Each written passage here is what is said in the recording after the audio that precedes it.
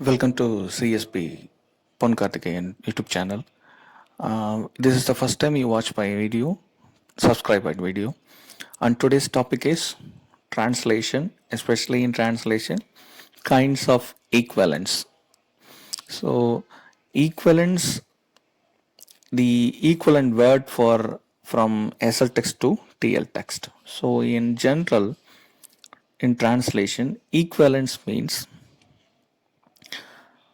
it is the similar words expression between one language and its translation in another language too. So that is equivalent word from SL text to TL text. So then types of translation, especially equivalence.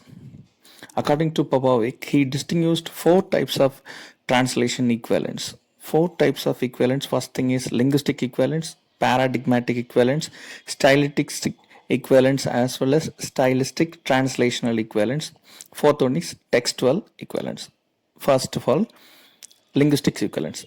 If there is an equal meaning words in the linguistic level of both SL and TL text, for example, Tamil language Surian, for example, TL text is for English sun. So word for word translation, right? Then paradigmatic equivalence. Paradigmatic equivalence is nothing but it substitute the words of same words for different meaning of the same word. So for example, in Tamil, we have pesudal, so a single word, so same word, Tamil word with the accurate meaning of the same word, seppudal, navildal, solludal, molidal. So for English, it's the same word for example, apologize. So we have regret, confess, excuse, forgive. So lot of words we have. So that is called paradigmatic equivalence, changing into another. And stylistic equivalence. Stylistic equivalence is a functional equivalence elements, especially the context. Words in SL and TL without variant of identical meaning. The same meaning without the change of the meaning. So for example, news in Tamil, TL text means Seidi. So for example, in English, walk like a duck. In English, vaathu pola nadathal. Good person, nalla manidar. Okay, right. Textual equivalence. So it is a functional equivalence translation as well as form and structure of SL, which translate into TL text also. So English sonnet 14 lines. If you translate into Tamil translation, sonnet must be 14 lines. In Tamil Thirukkural, into translate into English, it must be in the same form. So one and Ijuneda states two types of equivalence. The first one is formal correspondence equivalence. Second one is dynamic correspondence equivalence. So now we are going to see what is formal correspondence equivalence.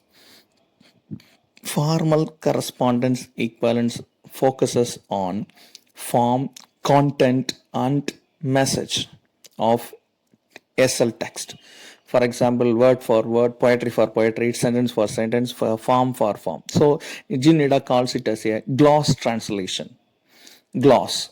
So for example, the word called all of you listen to me. So in translated into Tamil, அனைவரும் என்னை கவனியுங்கள். This is for formal correspondence meaning.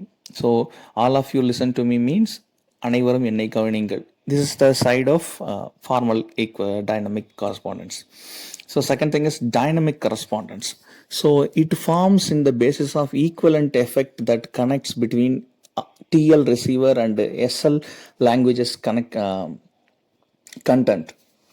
For example, he expired. If you translate from SL text is considered as SL text is English, so target language is Tamil.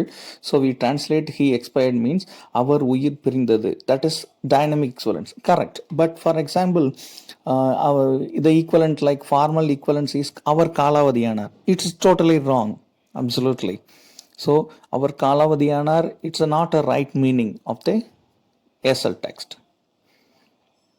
So right, I hope you enjoyed this video and learned something about Equivalence and his different types from the view of Ejun Nida and another man. So suggest more topics, like and share and link with your friends. Thank you.